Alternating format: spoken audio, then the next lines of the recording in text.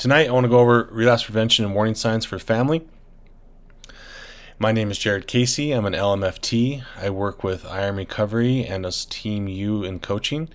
So our first piece that we want to look at today is what the process typically looks like when someone's going through a treatment program and beyond. So I like this little quote here. Relapse is a process, not an event. Relapse begins long before the addict returns to active using. Terence Gorski. This left side over here, you see a sudden drop. A typical person will go through, say they go through a program, they go through detox for 3 to 10 days, go through an inpatient program, and some people try to skip that next step where they go back to their family, back to their systems, and it's a really difficult spot to stay in sobriety from just those first 2 steps. They do help a lot, but what tends to help a lot better is when someone does a full program. So typically a healthier way of going would be detox, inpatient, the next level down, intensive outpatient, or partial hospitalization depending on how much services they need.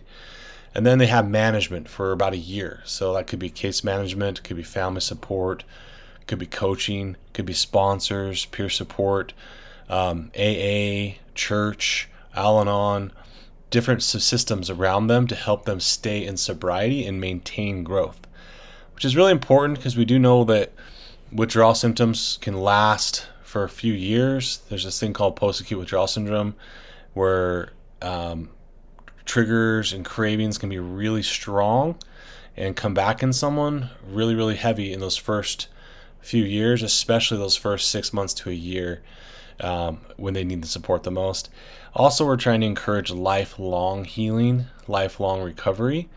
So part of this process is we want to get you to at least the 1 year mark, but then to have so many established healthy systems in place that you can maintain and stay in recovery, either from a mental struggle or an alcohol or drug or any addiction struggle.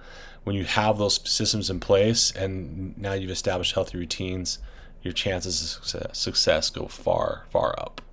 And kind of put this in practical numbers.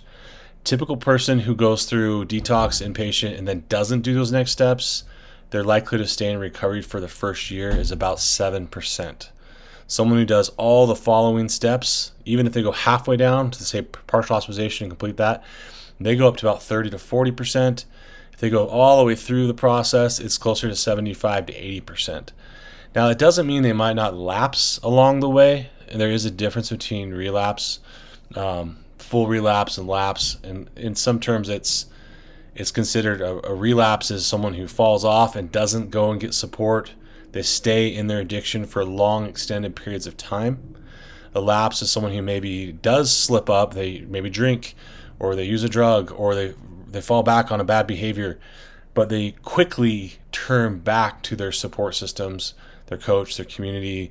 They quickly reset and don't go all the way down to full-blown relapse space where they're stuck in it for a long time.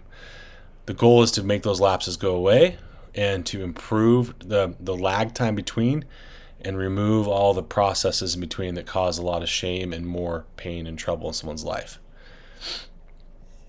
So if we look through this a little bit, relapse by definition involves a failure to maintain behavioral change rather than a failure to initiate change. So we're looking at the definitions a little differently here, trying to understand, we're really focusing on maintenance. We're trying to move into healthier recovery. So as a family, you're hopeful that your loved one is going to maintain and stay in a healthy mindset and not have to keep going backwards or struggling that way. So this is kind of a little helpful chart to see what that might look like. So if someone comes up against a high-risk situation and they tend to have, let's just say, ineffective coping responses, or they haven't been trained well, or haven't gone through program, or they haven't applied a lot of the knowledge that they've developed, well, that typically is going to lead to decreased self-efficacy, plus positive outcome expectancies, initial use of substance. They might slip back into that pattern. And you see it just kind of goes down into a negative space. increased probability of relapse or just really getting stuck. However, if they have developed some healthy systems, they do have some coping skills in place, then you hope for the other outcome, effective coping response. They increase their self-efficacy. They get better at being aware of where they're at, and they decrease the probability of relapse. So this pattern is a pretty common way to look at it, and our goal is to move into where we have a choice. We become self-aware. Hey, maybe I had a trigger, I had a craving. Oh, I'm going to go to an effective coping response, opposed to being unaware or even aware and using an ineffective coping response that eventually leads to more pain. So this is a common helpful step to kind of get that intermediate space that we talked about. So when you feel that initial, all right, where am I going to go with this? Is this going to go up or down on the scale? HALT B is a real simple acronym that we try to teach everybody to be aware of. H is for hungry. We've all heard the term hangry. It applies in this case as well. Angry, lonely, tired, and bored. These are the most common triggers that will send someone back down or towards lapse and eventually relapse. So if you become aware, hey, what is my body telling me? I'm hungry. But when I'm hungry and I don't pay attention to it, I also might crave. Or I might also be extra angry and irritable. And when I'm extra angry and irritable, I tend to make poor decisions, which can lead to this, that, and the other. When I'm lonely, I might start to go into self-pity or self-loathing, might feel real bad about myself, stop paying attention to everything around me, and that will create even more problems. And maybe some isolation where I avoid, and then the narratives in my head might start telling me things about the world around me that are untrue, and I might just start to buy into my own BS or whatever that BS is. Then tired, when we're worn down, our ability to resist or avoid temptations or things that we know are bad for us is definitely dragged down. We're not sleeping enough. The chemicals in our brain aren't functioning as well. Our bodies aren't functioning as well. And when we're bored, people tend to... Boredom can be a good thing, but when it's in this kind of state, it can be a bad thing. Too much time on your hands when you're in early recovery, it's usually a bad thing. Keeping yourself productive, not necessarily busy, is what we're hoping for when we talk about boredom. We do see people who will they'll be running in place but doing nothing, or they'll be focusing on everybody else and not themselves, and they'll be wearing themselves down. Being productive might look like, hey, I'm going to put energy into my practices, that I've learned. I'm going to put energy into eating healthier. I'm going to make healthy meals, and it might take a little more time, but I won't be bored doing it. I'm going to take a little more energy into reading healthy materials or consuming healthy media with that time, opposed to what we have done in the past, consuming unhealthy media or eating junk food and filling ourselves full of sugar and other craving-based substances. And what we find is when we focus on that other side, well, I'm going to be productive with this time. I'm going to use it for healing. That can be really, really healthy, and it can really drive you back into that healthier pattern we talked about. So just remembering, it's a simple acronym, but a big piece of this is self-awareness. So now we start to look at the overarching picture here. How do we help our families when we start to become aware? Well, here's some of the phases. I'm not going to go into too much detail. There is an accompanying PDF that I can send you and you can get from me. Just send me an email. I'll send it over to you. It goes into these more deeply, but I'm going to give you a brief overview. So they've identified that there are, I think, like 33 common warning signs that people tend to start to develop. And they kind of go through phases of like good, bad, very bad. I mean, or however you want to put that, bad, worse, horrible. There's kind of a stage where it's like you're growing closer to full-blown relapse. So the first one is like kind of denial. So denial that you have a problem, or denial that it's really affecting you. So people tend to do what I call, they think that their success is their own. They start to take too much credit for their growth, too much credit for their success, or their ego does. That's probably a better way of putting it. Their ego starts to say, I got this. I've figured this out. I beat this. I've overcome this disease of addiction or this mental health struggle that I'm going through. And they start to turn off the things that actually help them. They might stop going to meetings, or they might stop going to church, they might stop socializing with friends, they might start turning on the Netflix too long, or stop going to bed on time. And they're in a state of denial of that they have a problem. And when you're in that state, it's like you're always taking a withdrawal from your bank account and never putting any deposits. When you're in a program, like say that when they were in recovery and doing inpatient or outpatient, whatever it was, it's like they're always putting little deposits in their bank account and building up a bank, a nice savings account for a rainy day. However, when they get out of those patterns or out of those routines that set them up for success, you're taking withdrawals. You're withdrawing a little bit every day, and that state of denial, and another term might be cognitive dissonance, they're just not aware of how far away they are from their reality, eventually catches up. Because sometimes a big withdrawal happens. A big emotional stress hits. Someone dies, or a friend gets hurt, or something like you lose a job, or an opportunity falls through that you really were looking forward to just kind of collapses. And now your bank account's at zero, and you're really in a struggling place. So that denial piece is not to be ignored or avoided. So we see the next piece is I might defend my poor behaviors. I might be defensive of my progress. I might take it personal. And something to keep in mind too, I like to remind myself and when I talk to people that we can look at ourselves in a couple of ways. Like there's us, and there's also the addict, or there's us and there's the ego. And sometimes when we see it that way, we can kind of break it down to pieces. Is this me who's really talking? Like, is this the core me, the one who loves and cares and is compassionate and wants to help others and be a good person and hold values? Or is this my addict that's selfish and rude and hurtful and destructive? Or my ego that's prideful, arrogant, unteachable?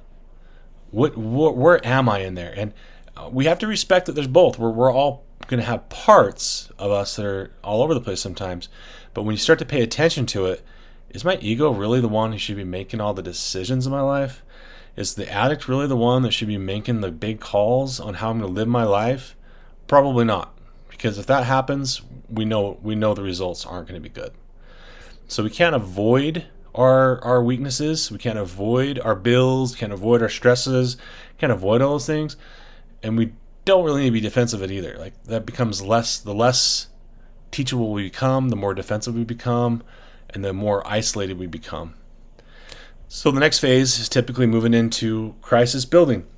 All right, so I've been avoiding my bills, I've been avoiding my responsibilities, I've been really defensive, I've been trying to solve other people's problems, not solving my own, and through that, for whatever reason, crises start to happen in my life, like unpayable bills, unattainable requirements with a judge, unreasonable things with an ex-wife or a companion. Excuse me. Those things build up. And as they build up, wow, the pressure, the stress, the anxiety, it also builds up. And pretty soon we become immobile. Like we feel like stuck in mud. We've been so fixated on our problems, building up crises. Now there's just no solutions except for illogical ones. Maybe those are, I should just go use. Maybe my family would be better off without me. Maybe my kids would be better off with a different dad or mom. Maybe my spouse would be better off with someone else. In fact, they probably are. So those thoughts start to really rally, and those are immobilizing, unproductive thoughts. Now, just so you know, when you entertain those thoughts a lot, you not only project that to everyone around you, you project that to yourself as not good enough, worthless, I can't manage my own life, I'm not good. You release chemicals in your body too. And those chemicals, they break you down. They create illness. They promote, low immune response. They promote low mental health. They wear out your adrenal glands, which your adrenal glands are really important. They make a lot of the balancing hormones in your body and help keep you happy and stable.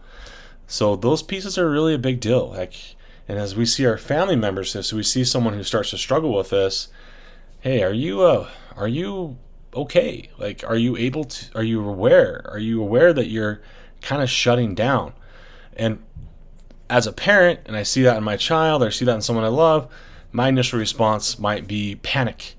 Well, someone who's already immobile or in crisis, panic isn't really going to serve them or you. What I can be is I can be someone who's grounded.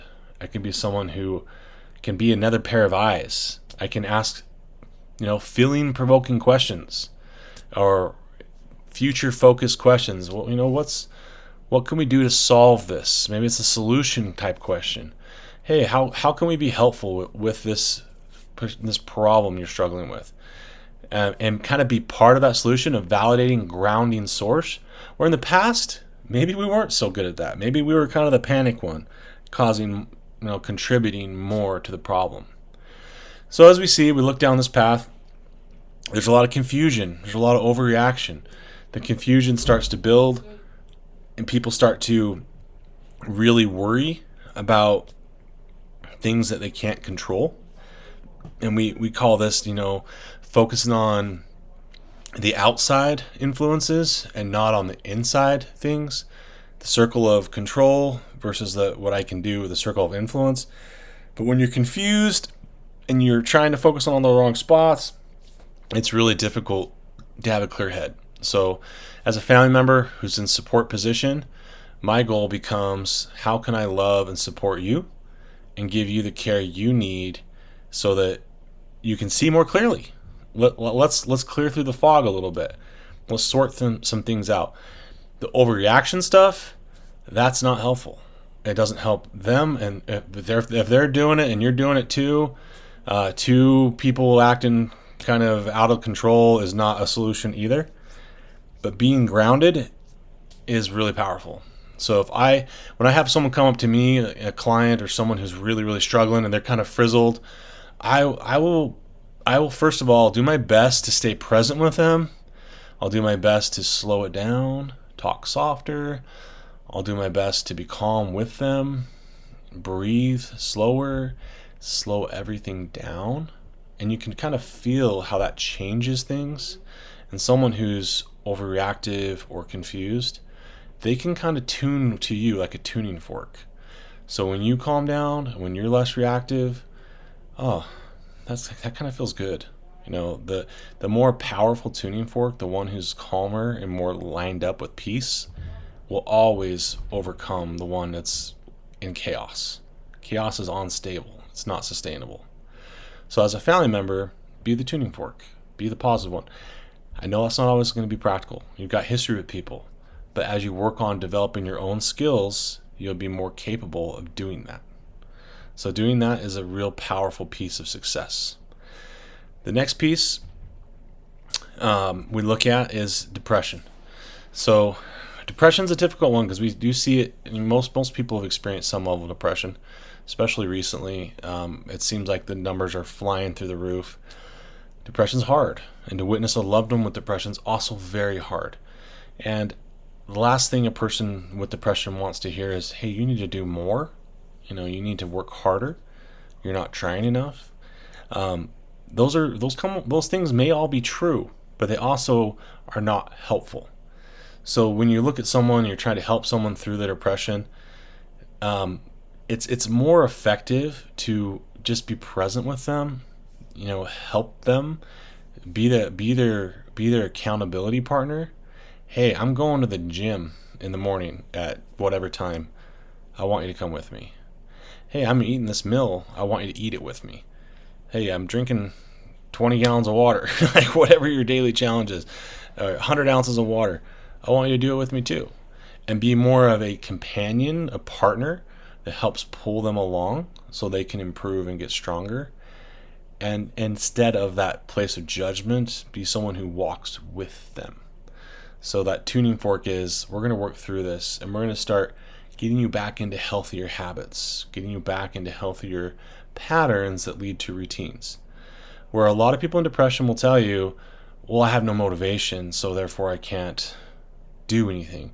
Well, that's not necessarily true. Like, you don't have to have motivation to get to your job. You don't have to have your motivation to get out of bed, especially if there's a consequence. If I don't get out of my job, I'm gonna lose my job. I'm gonna be homeless. If I don't, go to this next appointment, I will lose my car. Like whatever it is, there's de-incentives in life. There's also incentives, but the tie between motivation and action are not necessarily connected. Action happens first. You take an action, and if someone's willing to help you take an action, hey, let's go hiking together. We're going. I'm picking you up. You're getting out of your bed. I don't care. Like that supportive version, not the judgment version. Then that person, when they start to take action, their body gets moving. A moving body is a healthy body. A body that has action becomes healthy. It heals the mind, heals the body, heals the spirit. So those processes of helping someone take action can help them pull out of depression. And also having really clear, open conversations. When I work with people with depression, we have an agreement that, hey, I can ask you questions.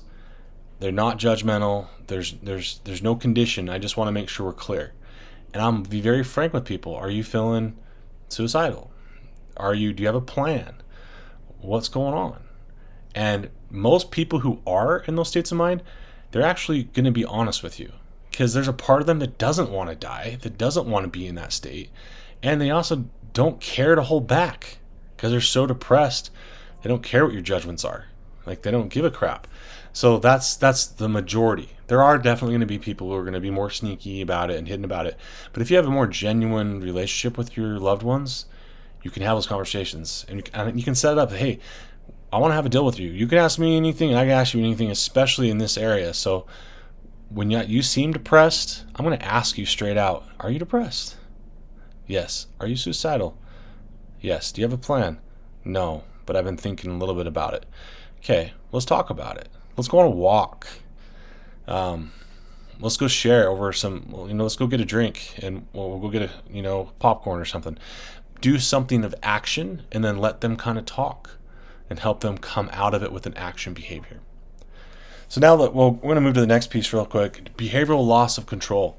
So when someone starts to spiral down this cycle, this phase is like, they're kind of, hold on, we call this a white knuckle. I'm white knuckling. I'm just gripping as hard as I can to my bike that's flying 100 miles an hour in a windstorm with rain and hail, and I'm barely holding on. So you might see some outrage. You might see some loss, some snapping, some anger outbursts, some frustration, some uncontrolled emotions.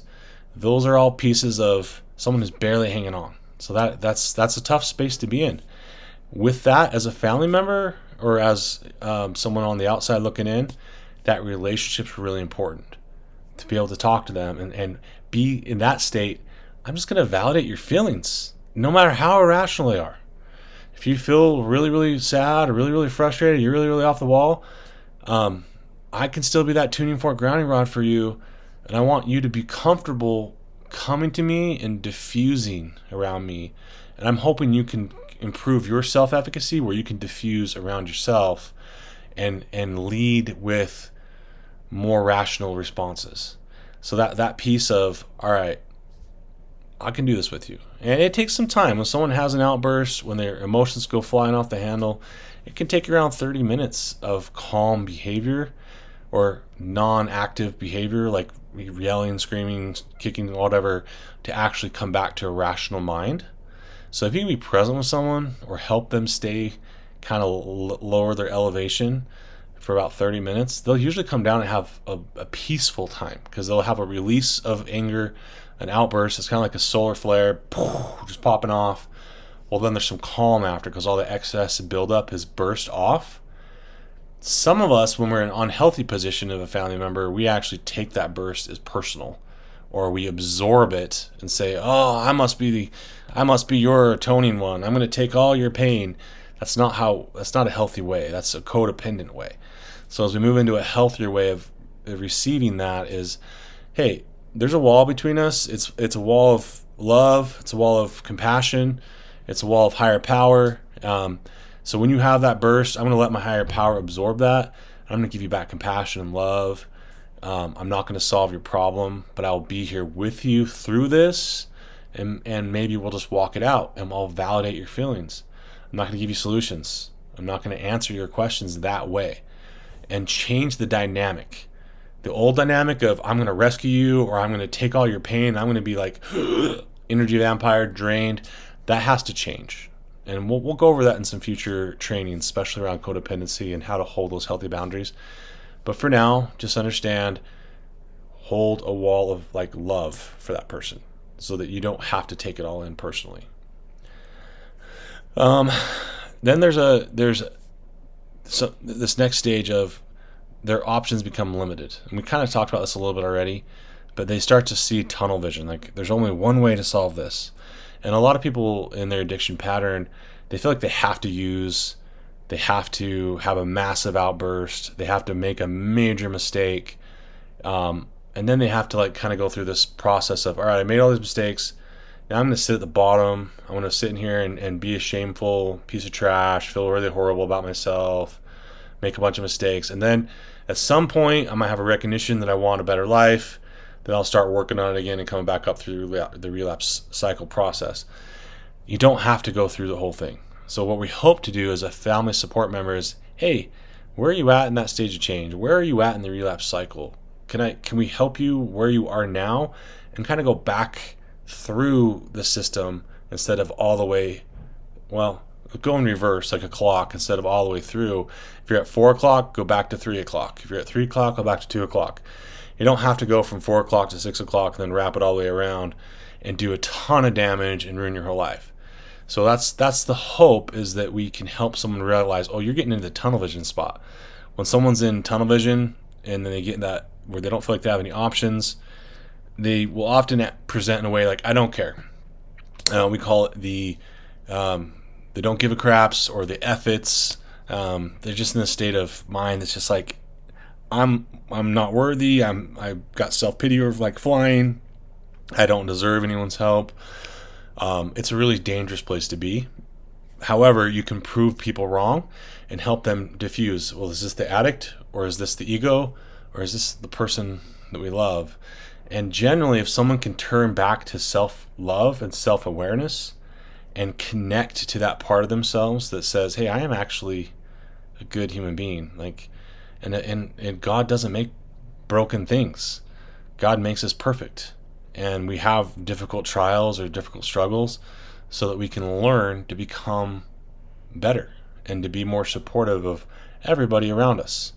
So helping someone reframe or retune to that self-love, that self-compassion, can move someone back into a healthier mindset. So one way I like to practice that with my family is, first of all, preventative care. We practice gratitude. We practice love. We practice doing put-ups on each other.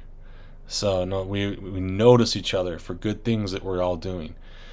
That's one part of our practice. We work on recognizing, stinky thinking or unproductive thoughts, and challenging those thoughts. And I also don't even encourage you to hate those thoughts, because they are a part of you. Like we have all of our parts, and anytime we hate a part of us, then we lose a piece of us. But we can do is say, hey, thank you for your service. I appreciate all you've done for me. Part that struggles, or part that has a lot of negative dialogue.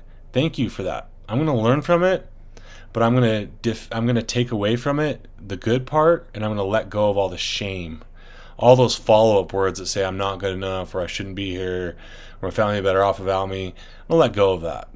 So kind of taking apart this over a mesh system and saying, look, I can have multiple parts. I can have my Batman and my Bane.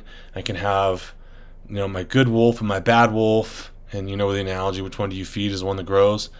That's true. But even the one that is nasty and mean in the corner, he's going to feed whether you like it or not. So you might as well become friends with him. Because if you never feed him, at least feed him some positive or some thank yous, he'll just come take it when you're not looking. And in addiction terms, they'll say, well, when I was over here getting healthy, my addict was in the corner doing push-ups, getting strong, and I was kind of avoiding him while he's getting buff. I'm over here getting weak, and they take over.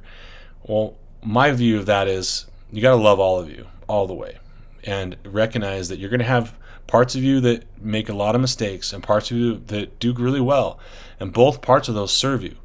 Failure is not necessarily a bad thing. Success isn't necessarily a good thing. It doesn't have to be good or bad. It's what's improving, what's serving you, what's not serving you. What's training you, what's not training you. So moving away from this all or nothing thinking to good, bad, to more healthy, productive, like I'm just working on improvement. It's progress. It's 1% a day. It's not perfection. And then kind of reframing that with your loved one.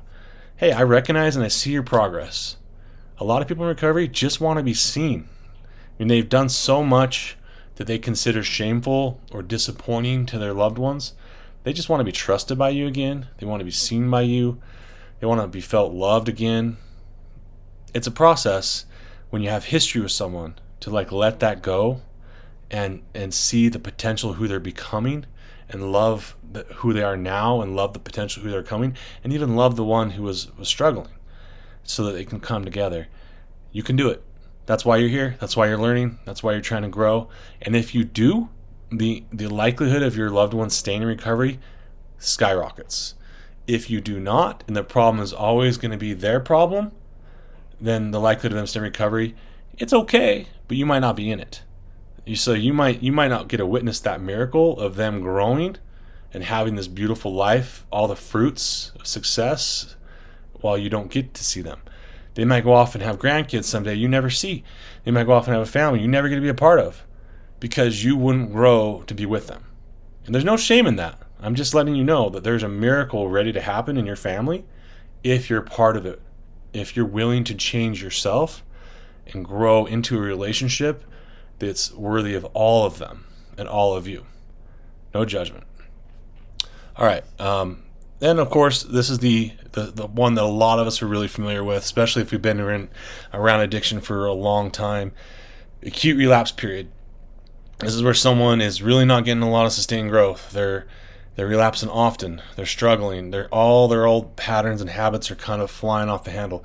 This is where this is the disease. You're seeing the disease and it's full blown.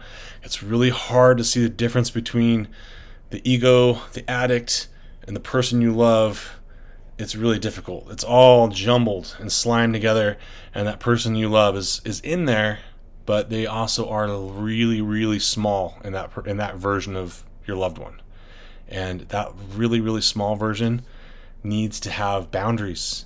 You need to have boundaries. You need to recognize healthy communication. You need to love them and develop those loving pieces. And we're going to go into some tools here just in a second to help with that. But it's really important because it can be really disheartening to see someone doing so well, so good, and all of a sudden, boom, right back. Like, I thought it was going to be the time. I thought you were going to change. I thought it was going to be different this time. Well, it is. Because they are learning, and you're learning too. And as they come through the cycle, the next time through, they're going to have a whole new set of tools and a whole new version of family and love support that they didn't realize they had before. And people in their addiction, when they start to come out of it, they tell you, and this is what I've heard a few times, using's no fun when you got a head full of recovery. You got a head full of recovery, you got all this knowledge, you know how good it can be. You know what there is a sunset. You know there is hope. You've lived it, you've experienced it. So then the staying in the addiction is now very, very unfun and very, very distressful. And people tend to want to get out of it quicker. They don't want to sit in it very long. So that's where we want to pick up and we see someone in that stage, love, support, help them grow out of it, and still keep your boundaries. So the next piece here, here's some tools that really are helpful for the client's perspective and for the family member's perspective. The first phase is really becoming self-aware of your patterns. So if I know that this thing triggers me or that thing sets me off, I need to be aware of that. I might need to start writing things down, journaling. I need to come up with stories. So I need to understand my own story. I have patterns. I'm a creature of habit. My present is from actions of yesterday.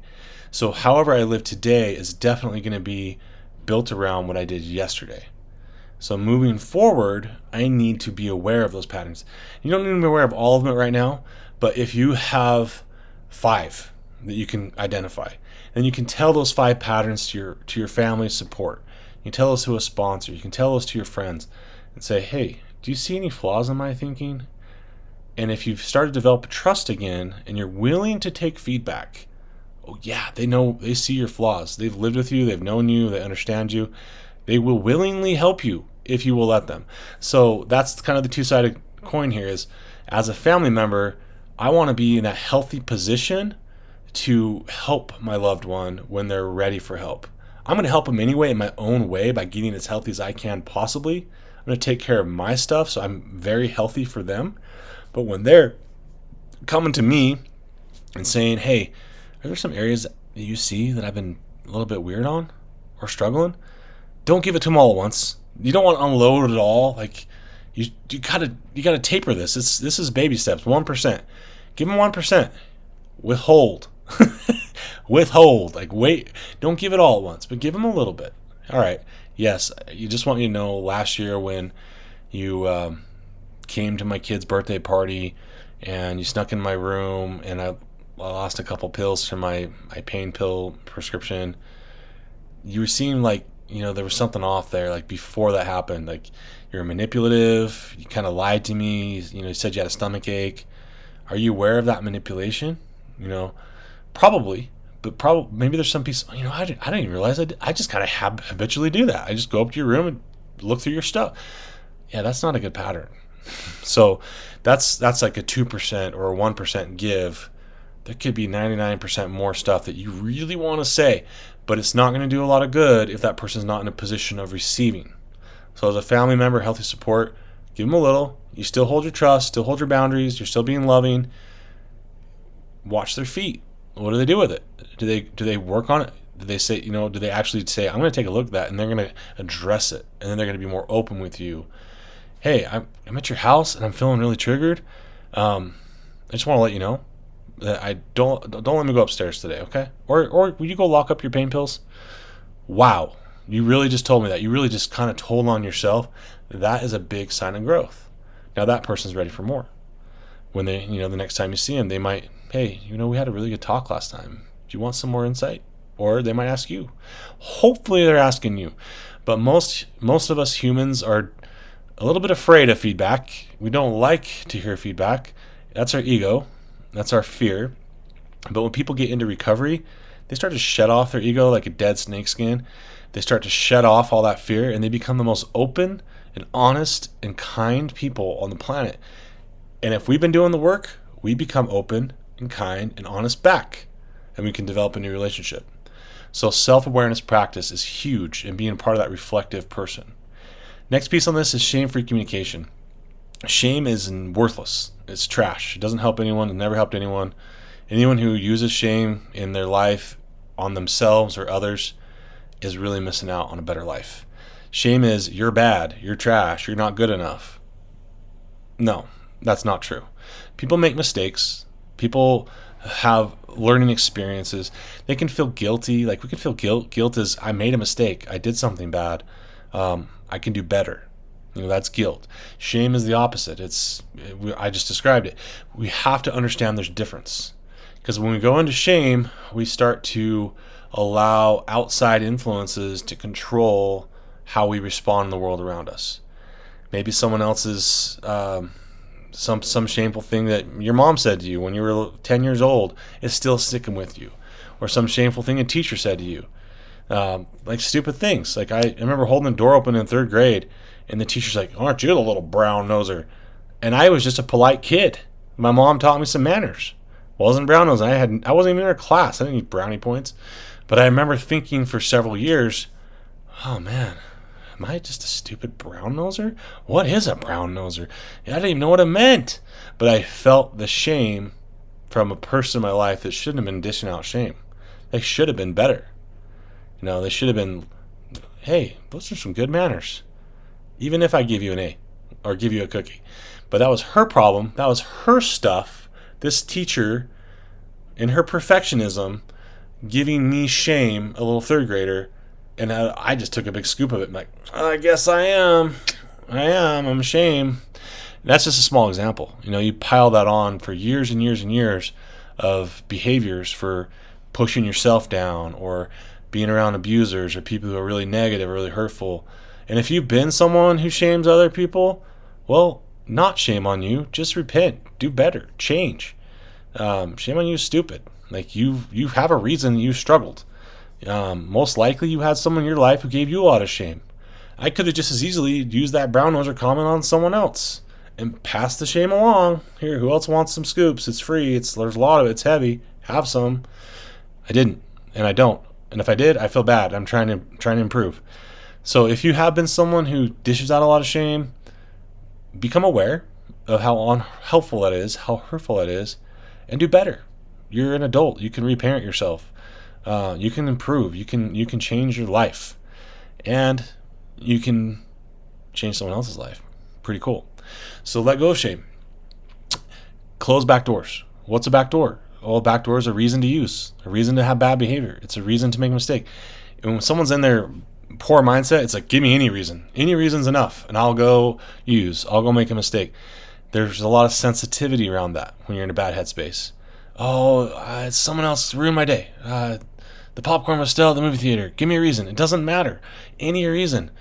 Close back doors. So as a family member, we're hoping to help someone see their back doors. As the client, myself, I'm hoping to find out, what are my back doors? So I might come to you, a family member, and say, hey, are you aware of some things that just set me off? Or have you seen some things that I'm just not seeing, like that lead me to use? Well, tell me your story. When was the last time you used? Like, what was it before and after and during, and what happened? Let's find them. Getting new perspectives. Asking people in your life for help. It's not that hard of an idea, but it is. Like, we got to put our pride down. We got to put our ego down. We got to let the addict be humble for a minute and do that. So closing back doors. Healthy boundaries. Again, when someone's in a poor mindset, they'll push your boundaries. Manipulation will come at you hard. As a family member, my job is not to write you checks. My job is not to fix your car every 5 minutes or buy your girlfriend a new ring. It doesn't matter. That's not what I'm here for. I'm here to love you and care for you in a way that's healthy, not over-enmeshed. I'm not solving your problems for you. I'm going to walk with you through your problems as best I can, but I also have to take care of me. If you're draining me, you're sucking my bank account dry, you're my emotional bank account dry, I love you. I'm sorry that you are struggling. I really am. I feel for you. I feel pain for you, but I'm going to do that with love, and we've talked about tough and love before. I'm going to give you that love, and I'm going to help you grow, but I'm not going to take all that in and suck it in to me. So healthy boundaries, we'll go over that more in the future. This is a big skill, thought, stop, opposite action. So action is what pulls us forward, gets us into a healthy space. The negative thought comes, oh, I really want to use. Man, what's the opposite action? Don't use, and do something productive. I'm going to go play softball with my friends. I'm going to go to a yoga class. I'm going to go read a healthy book. I'm going to go breathe. I'm going to go socialize. I'm going to call my sponsor. Thought, stop, opposite action. Whatever it is. And that's the simplest term for flipping it. If you do that, you don't have to have a lot of dialogue in your head. You don't have to listen to the script or let's call it a committee of members. No, maybe you should. Maybe you shouldn't. You don't really care. Blah, blah, blah. You don't want to do that anyway. Just roll over. Don't get up. Don't get out of bed. But all those committee members, they don't have a say if you just go to the rule. It's already been ruled on. It's already been judged. The gamble, I can't remember the word. That has been set. Thought, stop, opposite action. I'm aware. I've got this weird thought. I got this weird trigger. What's the opposite? That's going to be uncomfortable. That's fine. I don't have to think about it. It's not even in the dialogue. It's just what I'm going to do. Next one, play the tape forward. So this is a common one we work on with clients. Can you look a little bit down the road? So if you start to think about start to think about a behavior that's not healthy or productive for you, we tend to only think about the highlight reel. The ESPN top 10s. Oh, that fun time on the beach, that fun time with my friends. We call it, glorification. There's other words for it. It's not healthy, but it's what we do. We tend to fantasize that all these chemicals in our brains start to come out and they start to fantasize on the good stuff. We don't think too much about the bad stuff. So practicing playing the tape forward. All right, then what? So you went and used. Now what? Well, I lost my car. I got booked in jail. I lost all my money. I picked up an STD. My friend overdosed, and I almost died. And I had to go to jail for 60 days. And oh wait, this is really shitty. Like, this is bad. Excuse my language. Not so good. But it's a reality that happens more times than not. When someone's using hard, they use hard, and they use hard, and they use hard, and then they, boom, crash. But when you play the tape forward and you start to talk it out with someone, it's hard for someone to do it on their own, but they can learn it. But if you're someone they can trust and they're, hey, I'm craving mom, dad, partner, well, play the tape. Let's just walk through it. What if happens next? Okay, you got past the fantasy. Now we're into the reality. Oh, man. Cravings go down. Now, within 60 seconds, that craving that was a 9 or a 10 is now like a 2. And then, a minute and a half, that 2 is a 1. And now, hey, good job. Let's go to a meeting tonight just to reinforce it. Let's make sure we reinforce it. We'll go together. I'll meet you there. Or I'll pick you up. So that's playing the tape forward. And that's how, as a family member, you can be a really healthy support. Hey, let me help you play the tape. Now, for you younger crowd, a tape is something you put in a VCR or a radio. It's not, okay, we'll go one more generation. A CD, maybe a DVD. No, one more generation. A Blu-ray player, HD player. No, one more generation. An MP3 player, an iPod. No. Okay, now what do we got? Digital download, stream. We're going to stream it. We're going to stream your life forward. Fast forward. Well, you don't use remotes. You're going to swipe to the future on your device, and pretty soon, who knows what that's going to look like, and you're going to look ahead, and then you're going to see what's going on. So I think I hit every generation. I might even got the Gen Zs in that one. Not too bad, right? Okay, next piece. Engaging in purpose. So we get tunnel vision. We're struggling. Our loved one's struggling. A lot of that thinking it's not going so well. There's a lot of selfish thinking. There's a lack of gratitude. There's a lack of purpose.